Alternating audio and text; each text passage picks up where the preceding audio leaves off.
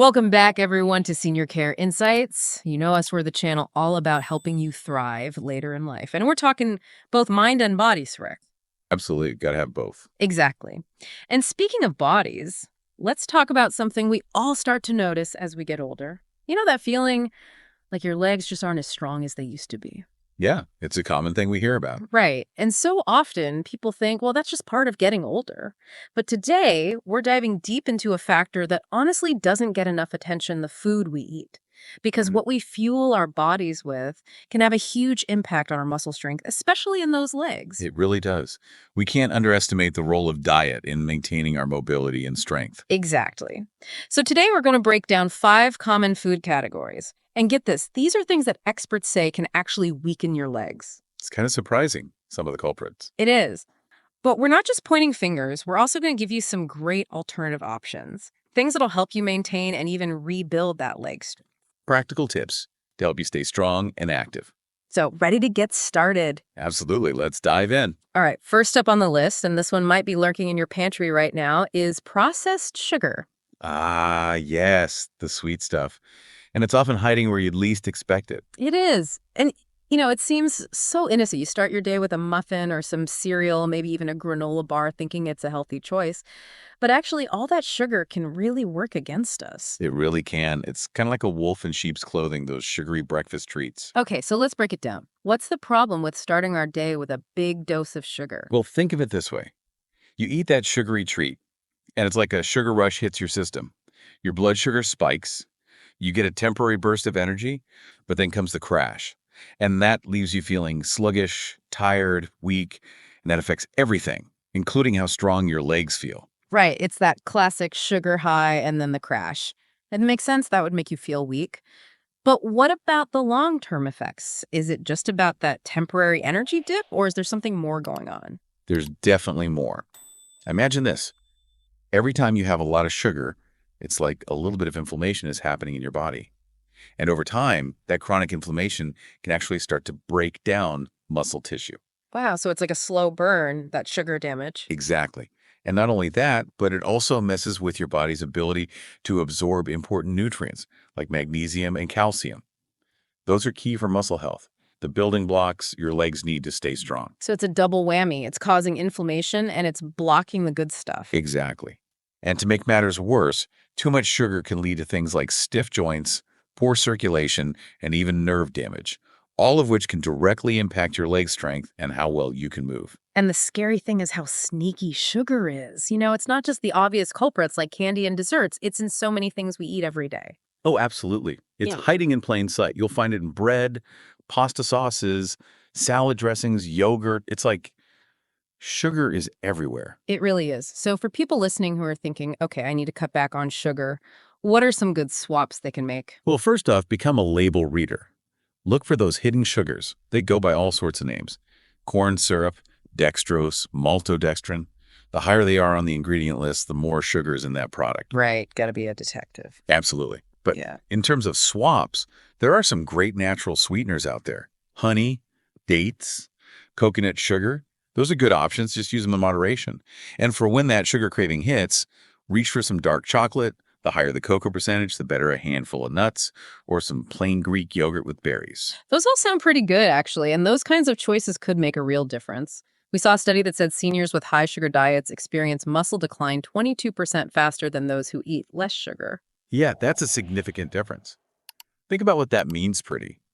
Weaker calves, knees that start to creak, walks that become harder and harder. It's almost hard to believe that something like sugar could have such a big impact.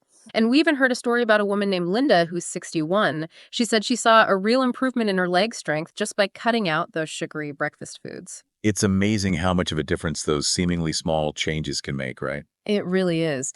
Now, earlier you mentioned that sugar can interfere with magnesium and potassium. Can you explain a little more about why those are so important for leg strength? Sure.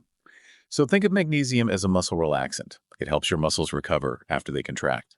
And potassium is crucial for those electrical signals that tell your muscles to move in the first place. But when you eat too much sugar, it throws off this whole balance.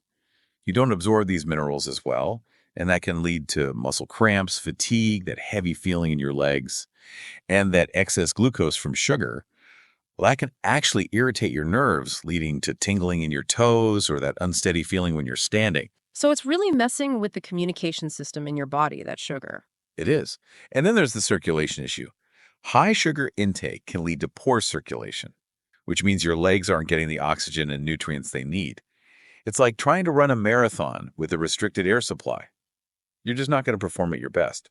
Plus, poor circulation can lead to brain fog. And when you're not feeling sharp mentally, you're less likely to want to move around and stay active. So it's all connected with what you eat, how your legs feel, even how your mind works. Exactly. It's a whole body system. So to sum up the sugar situation, it seems like the key takeaways are to swap those processed sugars for natural ones, indulge your sweet tooth with dark chocolate, nuts, berries, those kinds of things, and of course, become a super sleuth when it comes to reading labels. Absolutely. And you know what else can help? A little lemon water. It can actually aid your body in flushing out those metabolic byproducts from all that sugar. And there's even some research suggesting that seniors who keep their sugar intake low experience 15% fewer mobility issues. That's pretty compelling. And a little sprinkle of cinnamon can help regulate blood sugar levels too. That's right. So reducing sugar is a big step toward keeping those legs strong and feeling good overall. Absolutely.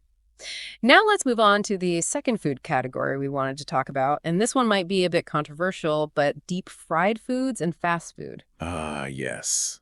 The crispy, crunchy comfort food. It can be so tempting. Oh, I know, right?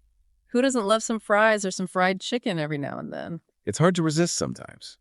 But the problem is, those fried foods are often loaded with trans fats, and those can really wreak havoc on your body. Trans fats, those are the really bad ones, right? They are. They're the ones that contribute to inflammation, and as we talked about with sugar, chronic inflammation can lead to the breakdown of muscle tissue. Right, so it's that same silent, sneaky kind of damage that's happening over time. And how does that affect our legs specifically? Well, when those leg muscles are constantly inflamed, they become weaker, they feel heavier and slower, and you're much more likely to get injured.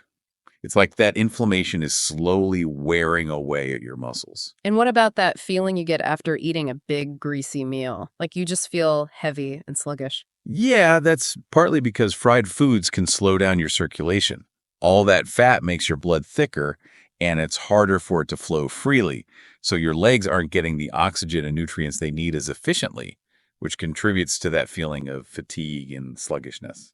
And I remember reading something kind of disturbing about the oil they use in fast food places. Oh, yeah. The reusing of cooking oil.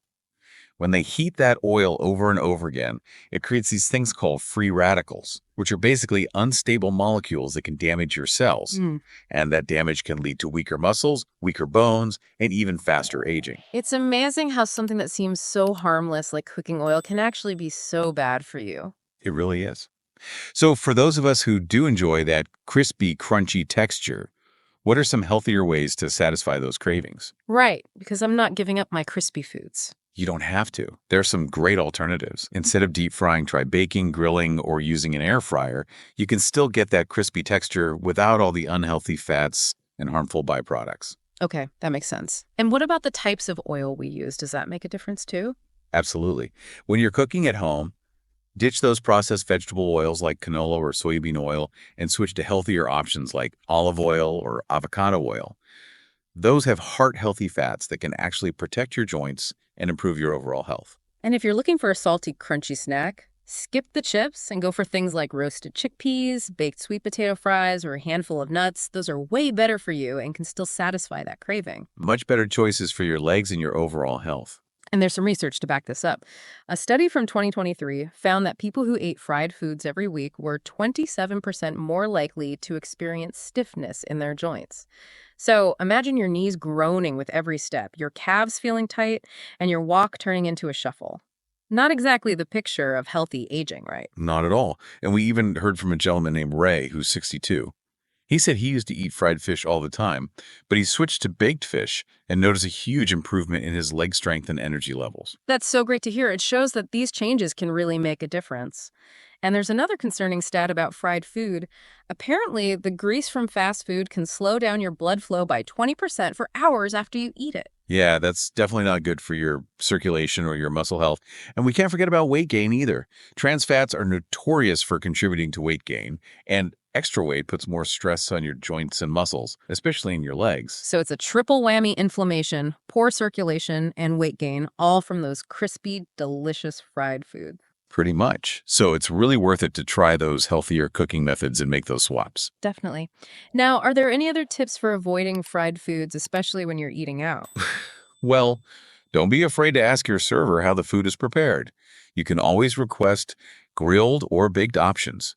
And adding some garlic to your diet can help fight inflammation too. And you know what? Even the fumes from frying oil can be bad for you. They can actually reduce your lung capacity. Really? I never knew that. Yeah, so it's just another reason to choose those healthier cooking methods. And when you are baking or grilling, don't be afraid to use lots of spices. They can add so much flavor without any added fat. So many great tips. Okay, let's move on to our third category, which is processed meats. Things like deli slices, sausages, hot dogs, they seem like such a convenient source of protein, but are they really a good choice for us? Well, the convenience factor can be deceiving. They might be quick and easy, yeah, but they're also packed with preservatives, nitrates, and tons of salt. And those are the things we really want to avoid, right? Especially when it comes to our legs. Exactly. We've already talked about how too much salt can lead to water retention, which messes with your circulation. And when your circulation is poor, your muscles don't get the oxygen and nutrients they need. This can lead to that bloated feeling, stiffness, fatigue, and even cramps in your legs. So it's that same circulation issue we talked about with fried foods. Exactly, it's all connected. And then there's the issue of nitrates and preservatives. Those can create a toxic environment in your body and trigger inflammation, which, as we know, can lead to muscle breakdown. And I think there's even a connection between nitrates and nerve damage, isn't there? That's right. There's some research suggesting that nitrates can damage the nerves in your legs, which can lead to all sorts of problems: slower reflexes, poor coordination, even chronic pain. That's really concerning. So if we're trying to avoid processed meats, what are some good protein alternatives? The best options are fresh, unprocessed meats, like chicken, turkey, or fish. Those give you the protein you need without all the added junk. And if you're looking for plant-based options, tofu, lentils, and beans are all excellent sources of protein. And what about those nitrate-free processed meats? Are those any better? They might be slightly better, but they often still have high sodium levels and other additives, so it's best to just eat them in moderation. Fresh is always going to be the better choice. Good to know. And there's some research showing that the high sodium in processed meats can lead to a 23% increase in muscle fatigue in seniors. I guess that explains why sometimes after a big deli sandwich, you just feel like you can't move. It's not just your imagination. It's that sodium doing its thing. And we heard from a woman named Clara, who's 63. She said she used to eat a lot of salami and other processed meats, but she cut back and started eating more fresh meat instead, and her legs feel so much better now. That's another great example of how these changes can really work. And there's even some data from 2022 suggesting that too many nitrates can lead to weaker reflexes, like 17% weaker. Yeah, and that's a big deal when it comes to things like balance and coordination, especially as we get older. Absolutely. And in addition to weaker reflexes, there are also links between nitrates and tingling or numbness in the legs. And the processed fats in those meats can contribute to overall mobility problems. It's like a cascade of negative effects. Ah. So really, the message is clear: choose fresh protein over processed whenever you can. Your legs will thank you for it. They will. Now, are there any other tips for dealing with the effects of sodium if you do happen to eat some processed meat? Well, parsley is a natural diuretic, so it can help flush out excess sodium. And you know what? Reducing your intake of processed meats can actually help improve your cognitive function too. Wow, so it's good for your brain and your body. It is. And when you're cooking with fresh meats, don't forget about fresh herbs. Rosemary is a great one. It adds tons of flavor without any of those nasty additives you find in processed meats. So many good tips. All right, let's move on to our fourth food culprit, which is high sodium foods in general. We've talked about sodium in processed meats, but it sounds like it's a problem in lots of other foods too. It is. Even if you're avoiding those obvious salty snacks and processed meats, you could still be getting way too much sodium from other sources. Things like canned soups and vegetables, frozen meals, and even those pre-made sauces. It's kind of amazing how much sodium they sneak into those prepared foods. It really is. And as we've talked about before, that excess sodium leads to water retention, which restricts your blood flow. And when your blood isn't flowing well, your legs can't get the oxygen and nutrients they need. So you end up feeling sluggish, weak, and prone to cramps. It's like that same story over and over again. It is. But there's another issue with sodium that we haven't mentioned yet. It can actually interfere with your body's ability to absorb calcium. And calcium is what we need for strong bones, right? Exactly. So too much sodium can weaken your bones and make you more susceptible to fractures, which can definitely impact your mobility and leg strength. Wow, I never realized that sodium could have such a big impact on bone health. It's something a lot of people don't realize. Hmm. And those nighttime leg cramps that so many seniors experience, those can be a sign of too much sodium too, as well as swollen ankles and feet. It's almost like your body's trying to tell you to cut back on the salt. It is. And the tricky thing is, a lot of high sodium foods don't actually taste that salty. You're right. It's not always obvious. Nope. It can be hiding in things like bread, cereal, restaurant meals, all sorts of things. And you know what? Food manufacturers have actually figured out how to make us crave more salt. They add just enough to make us want to keep eating more and more. That's kind of sneaky. It is. So what can you do about it? Well, first off, read those labels carefully. You'll be surprised at how much sodium is in some of the foods you eat regularly. And then try to swap out processed foods for fresh, whole ingredients whenever possible. That makes sense. And when you're cooking at home, get creative with your seasonings. Use herbs, spices, lemon juice. All those things can add flavor without the need for salt. Absolutely. And don't forget about potassium. Foods like bananas, avocados, and leafy greens are high in potassium, which can help balance out the effects of sodium. And what about hydration? That seems important too. It is. Drinking plenty of water helps your body flush out excess sodium. When you're dehydrated, that sodium just hangs around and causes more problems. And we saw a study from 2023 that linked too much salt to a 26% increase in leg fatigue among seniors. That's a pretty big jump. It is. And think about what that means practically. It means those stairs suddenly feel a lot steeper, and even a short walk becomes exhausting. We even heard from a gentleman named Ed, who's 64. He said he used to eat a lot of salty soups and snacks, but he cut back and noticed a big improvement in the swelling in his feet and ankles. He also said his overall mobility is much better. And another great example of how these changes can make a real difference. And there's even a connection between high sodium and bone health. It can increase your risk of fractures. That's right. And it can also lead to more muscle spasms. So it really is important to pay attention to your sodium intake. It is. So to sum it up, read those labels, choose fresh foods over processed ones, get creative with your seasoning, and stay hydrated. Exactly. It's all about making those smart choices that will help you stay strong and healthy. Now let's move on to our final category, which is white bread and refined carbs in general. These seem like such harmless staples in our diet, but they might be doing more harm than we realize. That's right. We often think of bread and pasta as energy-boosting foods. The truth is, they can actually deplete your energy in the long run. And how does that work? Well, refined carbs like white bread and white pasta have been stripped of their fiber and nutrients. So when you eat them, they cause a rapid spike in your blood sugar, which gives you a temporary burst of energy. But then that sugar crashes, and you're left feeling tired and drained. Right, it's that same sugar rush and crash we talked about earlier. Exactly. And over time, those constant blood sugar spikes and crashes can lead to chronic inflammation, insulin resistance, and even nutrient deficiencies, all of which can contribute to weaker muscles, joint pain, and even bone loss. So those innocent-looking carbs are actually setting us up for a lot of problems. They are. And you know what? When you eat too many refined carbs, your body actually prioritizes storing fat over building muscle. So you're more likely to gain weight and lose muscle mass. Exactly. And are there any warning signs that our body's giving us to say we need to watch out for these refined carbs? Well, you might notice that you experience sudden energy drops, especially after meals. Maybe your legs feel shaky or weak, or maybe you just feel that heavy, sluggish feeling. Those are definitely signs that your body is struggling to handle all those refined carbs. So what are some good alternatives to white bread and pasta? Well, switch to whole grain bread instead of white bread and choose brown rice over white rice. And instead of regular pasta, try quinoa. It's delicious and so much better for you. And don't forget about all the amazing vegetables out there. They're packed with nutrients and fiber, which helps slow down the absorption of sugar and keeps your energy levels stable. So it's all about making those simple swaps. It is. And if you're not used to eating a lot of whole grains, start gradually. Maybe just switch out one meal a day at first. Your taste buds will adjust over time. That's a good tip. And it's important to remember that those refined carbs can have a real impact on your leg strength.